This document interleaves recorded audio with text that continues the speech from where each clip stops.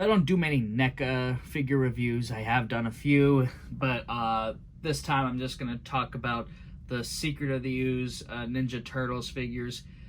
These 4 figures are, basically new versions of the Turtles we have seen before. And it comes with a bunch of accessories, which I was going to kind of a little bit go over. I'm also going to go over the accessory pack, which is probably the thing that I'm going to do mostly.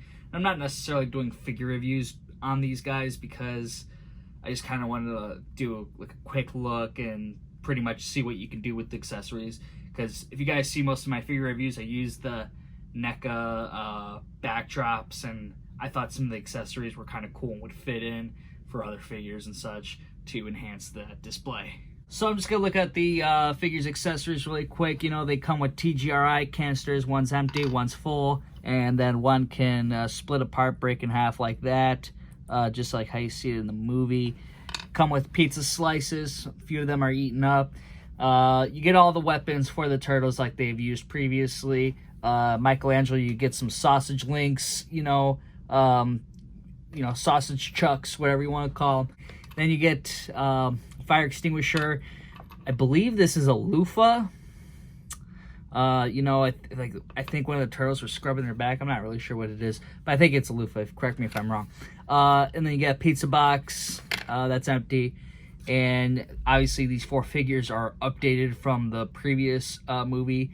However, I think they use the same sculpt. I'll do a quick comparison with them and just look at those updates. And then obviously they get a bunch of different hands. Before I move on to the accessory packs, I also want to just throw out that they did have a backdrop. It was called the Dock Shore Club. I think that's right before the Turtles fight the Super Shredder. I think they go to that club. So, I mean, I can't really remember too much from where it's from. And then there was also a other thing, like the backdrop you get for the package itself, which is just, you see a subway. It's kind of a familiar part of the movie that's where their hideout is. So that was kind of a nice thing, obviously, if you want to use this, it could be a good backdrop, I think, as well. So here's a comparison with Michelangelo and Leonardo. As you could see, for the newer figures, they're actually on the left, and the original, the first movie versions are on the right. So you could tell with the older ones, they were kind of going with a more darker color, and the new ones seem like they're kind of going brighter. Definitely with Leonardo, you could see that color difference there. That's just completely different shade of blue. And with the original, this is the original. This one is, you can see there's a little bit more weathering, where this one's just kind of like a bland orange, but it seems a little bit more redder and brighter in a way. Now the new ones have a little bit more detail, I think, that are shown on like the head. Like I think the spots are really more darker. There's a lot more lighter tone throughout their skin, so it seems more like multicolor. Seems like how a turtle would be, I guess. It just seems more realistic, I think. But it's just interesting how that is, because the heads on the original ones, I think, look a little bit more realistic. But even though they're all like turtle suits, right? What's interesting is that for mine, at least, Michelangelo, it looks like the belts are like flipped. It seems like the pattern is just kind of switched around. In the new one, he gets these holsters on the side for his nunchucks, and then on the back of these figures, their shells are actually different as well. There's a different type of design on it. For Leonardo, it's interesting because the sheaths on his back for his katanas, they're actually reversed. I mean, the old one had, more detail on it.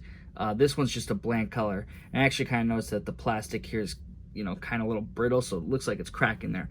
But what's interesting is that where you see these slits on top, that's where it is with the new one, but on the front. So they switched it. They just kind of flipped it over and attached it over there. I think that's kind of interesting. I guess it gives us, options if we wanted to take a back shot. But, it's funny because this one's more detailed. You'd rather have a back shot of that one, but I get it because, You don't want to have, you know, holes in the top. But in the front, you know, it doesn't really work either, though. That's kind of interesting. And then you also see with their knee pads and elbow pads, it's more painted black, while the old one was brown. Same goes with these guys, you know, it's that same shade. You can tell the shells are, you know, this is lighter tone, and that runs through. You know, the old ones are darker all the way through and through, and that's not too bad. You know, I like that. I noticed that most of them, they do just only update the paint.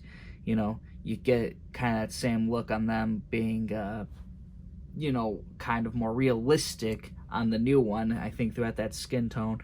But then you also tell that the masks are darker on these old ones.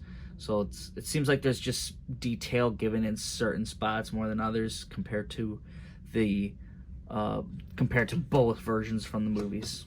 See, with the new Donatello, it looks just more cheap in the back here. The old one, you know, they put a little bit more detail on these, you know, strap holders. You know, it just seems like there's more detail into those things. Really quick with that forearm, you know, you see this one is kind of more matching.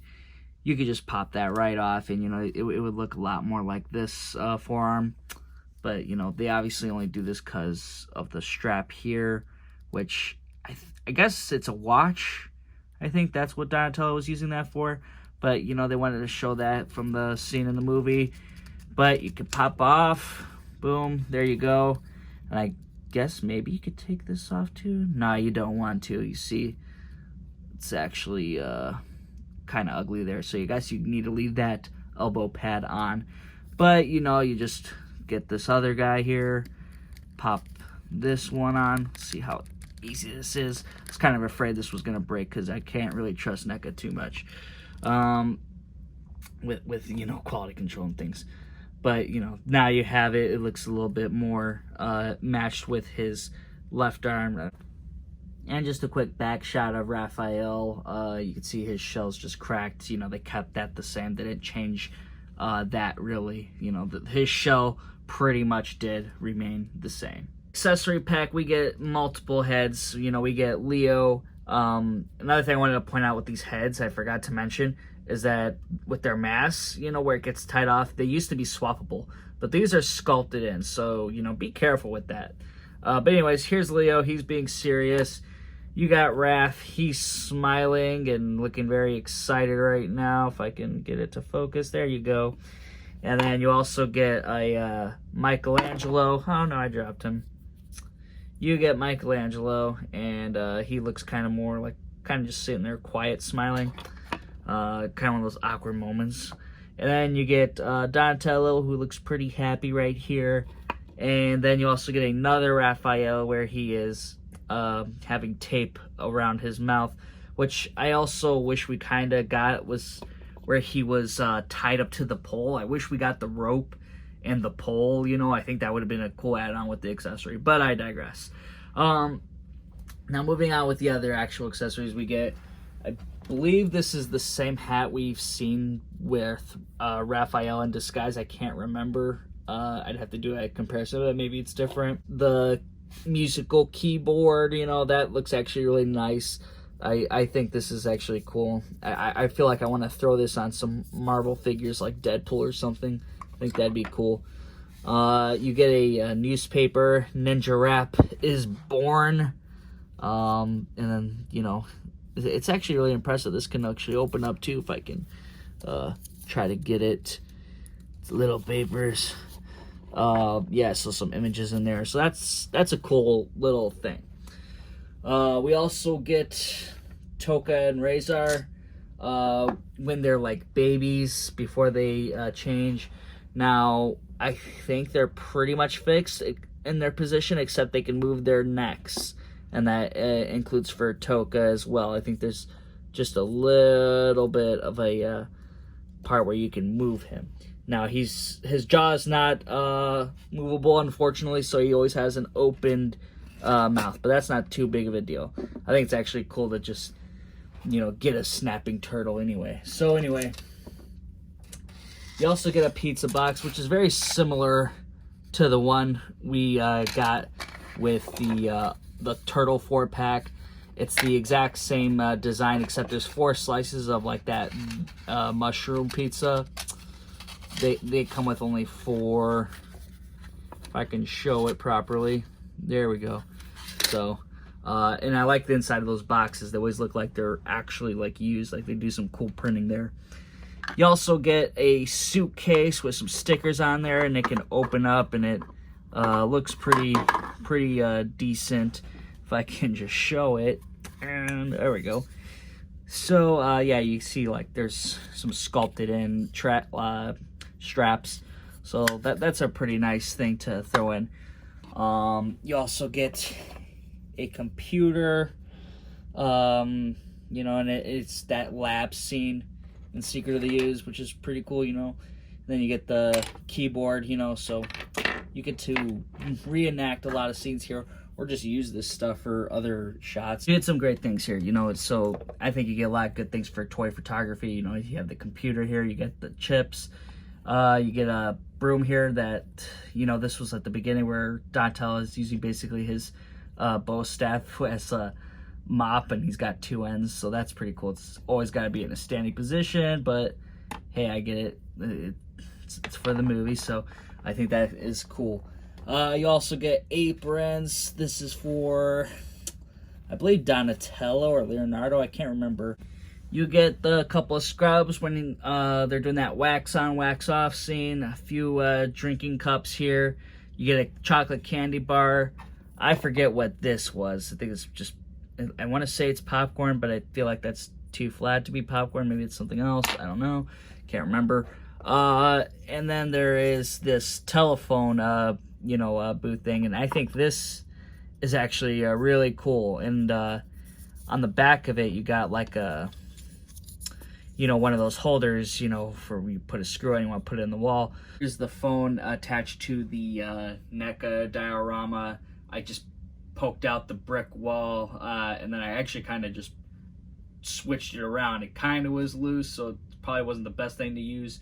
I'm sure there's something better, but for the meantime, it did work. I think it does make this look pretty nice. It's a little bit low, but, you know, oh well, hey, at least I was able to get it on there. So I think if that's something you do have, definitely a way to enhance, you know, your diorama display, you know, give you a little sense of variety there. So I think it's really cool. So that's it for this review. It was really quick, really, and I just kind of think that the accessories were cool, and I thought that would be worth showing. So hopefully you guys did enjoy this video. If you did, hit that thumbs up button, subscribe to the channel if you're new here, and thank you guys again who have come back. You know, appreciate it. Let me know what you guys think in the comments, and I'll see you all next time.